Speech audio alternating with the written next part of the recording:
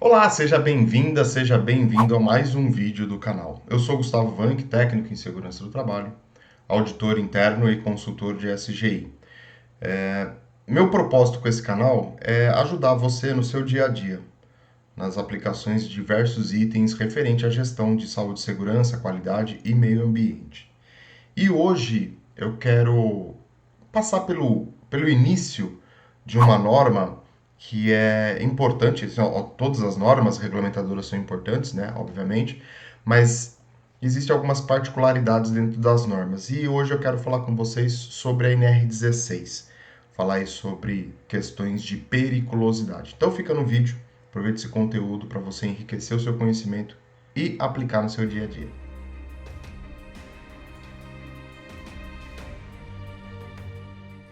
Nós falamos aí alguns vídeos atrás, ou no vídeo anterior, sobre NR15, ou seja, os ambientes insalubres.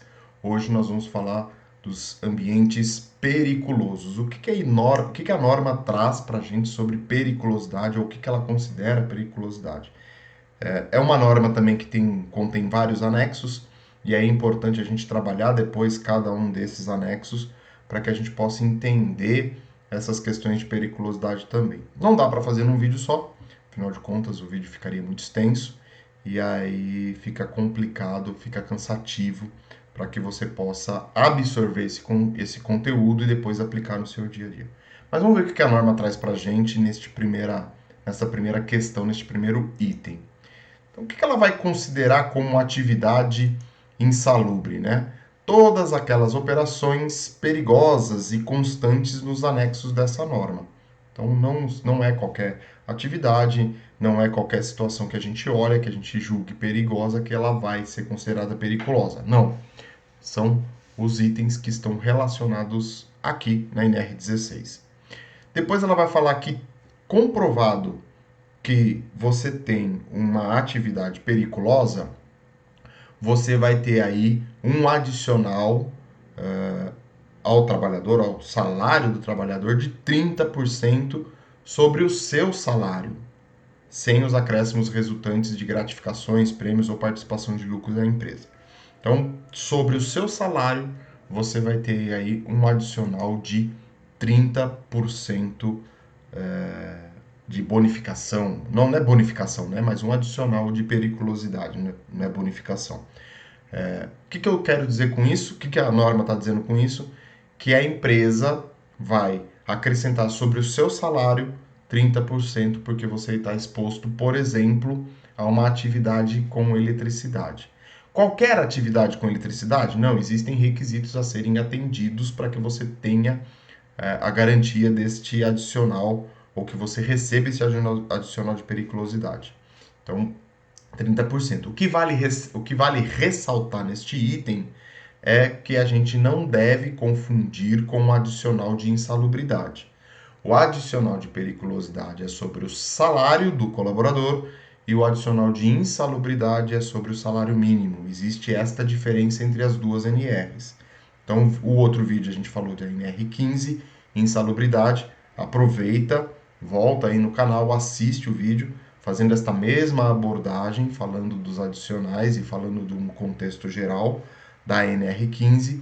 E então lá eu falo que o adicional vai variar e é sobre o salário mínimo. Aqui nós temos um valor fixo sobre o salário do colaborador. Existe essa diferença, a gente precisa se atentar a isso, né? Para depois você fazer aí, caso seja necessário, você fazer esse adicional de forma correta.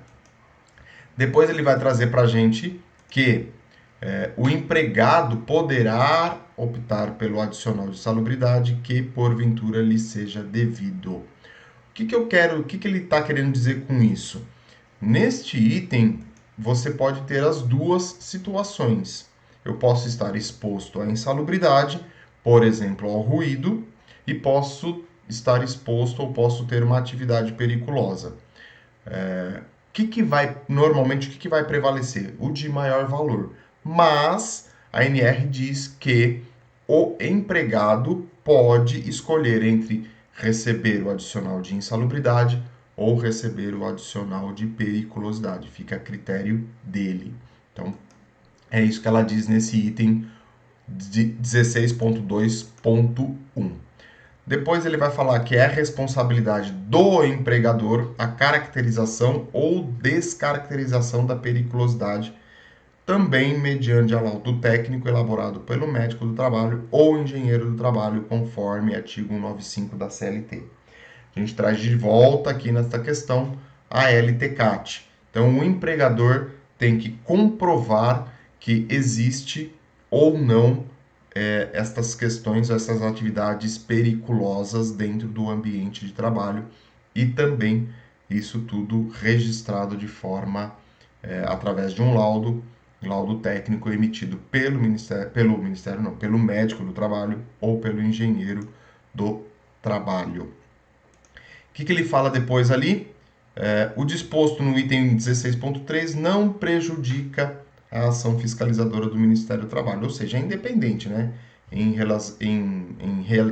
a realização de ex-ofício de perícia.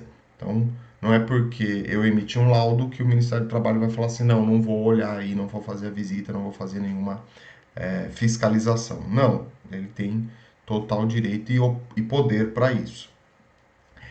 Para fins desta NR, desta norma regulamentadora, são consideradas atividades ou operações perigosas executadas com explosivos sujeito a degradação química ou autocatalítica, ação de agentes exteriores como calor, umidade, frio, faísca, fogo, fenômenos simples, choques e atritos. Então, ela está dizendo aí que as atividades consideradas perigosas as executadas com explosivos estão nessas situações. Transporte de inflamáveis, líquidos ou gasosos, liquefeitos em qualquer vasilhame e a granel são consideradas condições periculosas. Exclusão para o transporte de pequenas quantidades, até o limite de 200 litros para inflamáveis líquidos ou 135 quilos para os inflamáveis gasosos liquefeitos. Aí você já tem alguns parâmetros aí para identificar algumas atividades periculosas. As quantidades de inflamáveis contidas nos tanques de consumo próprio de veículos não são consideradas periculosas para efeitos dessa norma. Não se aplica o item 16.6 às quantidades de inflamáveis contidas nos tanques de combustíveis originais de fábricas e suplementares. Para efeito dessa norma regulamentadora, considera-se líquido combustível todo aquele que possui ponto de fulgor maior que 60 e inferior a 93 graus.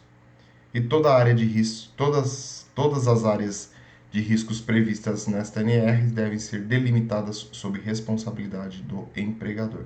Então, minimamente aí a gente tem as condições básicas para você começar a identificar quais são as atividades periculosas dentro deste anexo, dentro da NR16. Então ele está dizendo aí minimamente como que você vai considerar e quais as atividades são periculosas. Obviamente a gente tem os anexos ali para que você possa olhar para ela. Então minimamente, de uma forma rápida e simples, nós temos aí atividades com explosivos, que a gente acabou de dar uma olhada, e aí ele vai ter uma série de indicações para você identificar quais são essas atividades. Eu falei da eletricidade, então aqui no anexo 2, inflamáveis. Depois, no anexo 3, o anexo 2 também é um pouquinho extenso, né, com relação a essas exposições, toda a quantificação e o glossário dela. Depois, no anexo 3, atividades de violência física, pessoal ou patrimonial, né? A segurança pessoal ou patrimonial também é considerado pela SNR como atividade periculosa. Depois ele vai trazer todos os parâmetros aí. Energia elétrica, como eu citei para vocês. Depois, no anexo 5, atividades com motociclista. Então aí tem aí também alguns detalhes que precisam ser observados. E atividades com substâncias radioativas também são consideradas atividades periculosas. Então, minimamente, você tem aí todas as atividades dentro desse vídeo que são consideradas periculosas e aí a gente pode entrar depois no detalhe de cada uma delas para entender melhor.